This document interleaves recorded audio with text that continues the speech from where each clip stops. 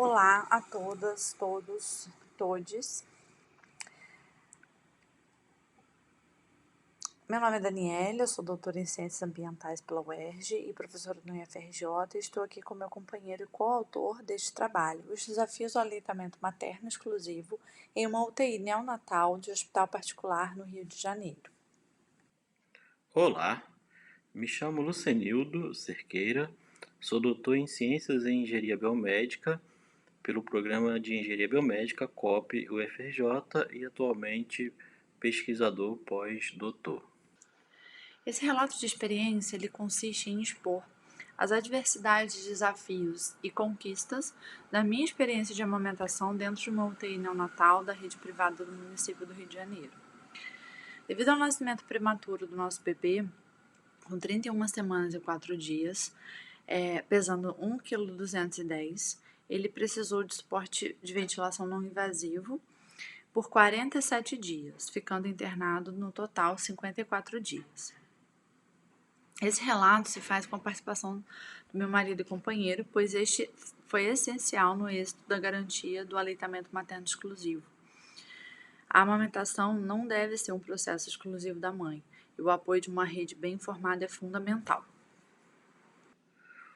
O período total da internação do nosso filho foi de 54 dias, sendo 47 de suporte de ventilação não invasiva. Ao longo desse período, acompanhamos o desenvolvimento do nosso bebê através do peso diário. Na época, chegamos a elaborar esse gráfico de acompanhamento, onde era possível acompanhar a taxa de crescimento à medida que aumentávamos o volume de leite ingerido. Houve dois eventos de ausência de aumento, né, como se pode observar pela figura, e mesmo com o aumento do volume. A partir do período que ele atingiu o volume de 30 ml por dia, um total de 8 dietas, resultando em 240 ml por dia, foi necessário complementar com a fórmula. No dia 47 de internação, ele finalmente foi ao seio materno após a liberação da equipe de pediatria e fonoaudiologia.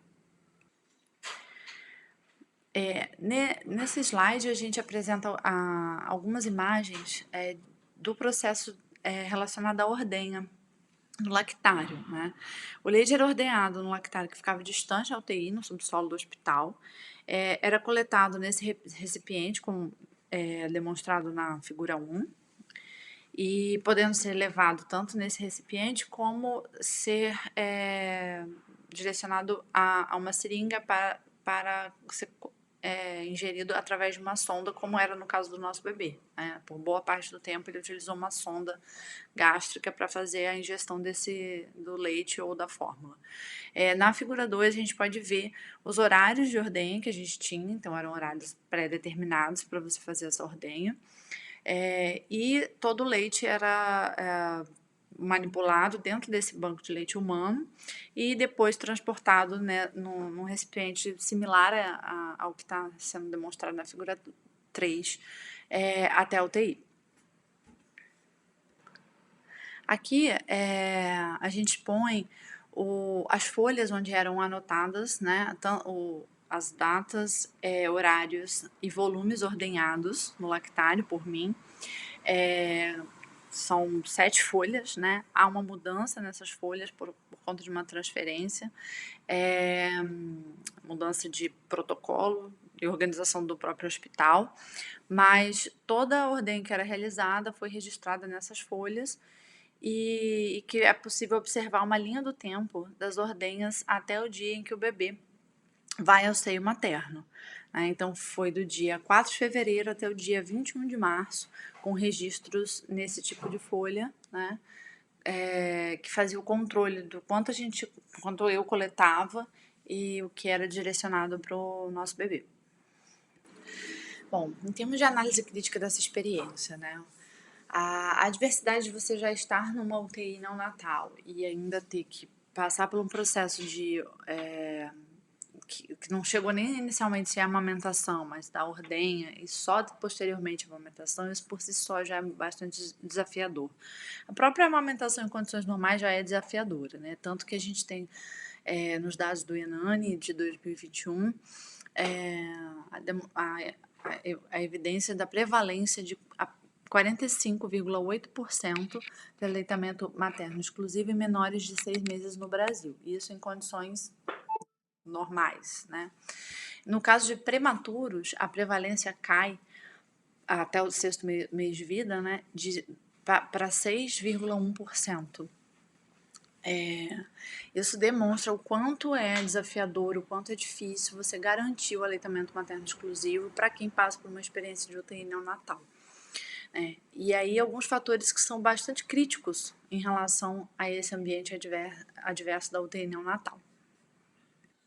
Diante da informação e da baixa prevalência de aleitamento materno exclusivo até o sexto mês de vida em crianças, em bebês prematuros, alguns fatores críticos surgiram para a gente durante esse processo, nos trazendo muita insegurança durante todo o processo, a internação do bebê. Entre eles, podemos destacar a falta de acolhimento das equipes.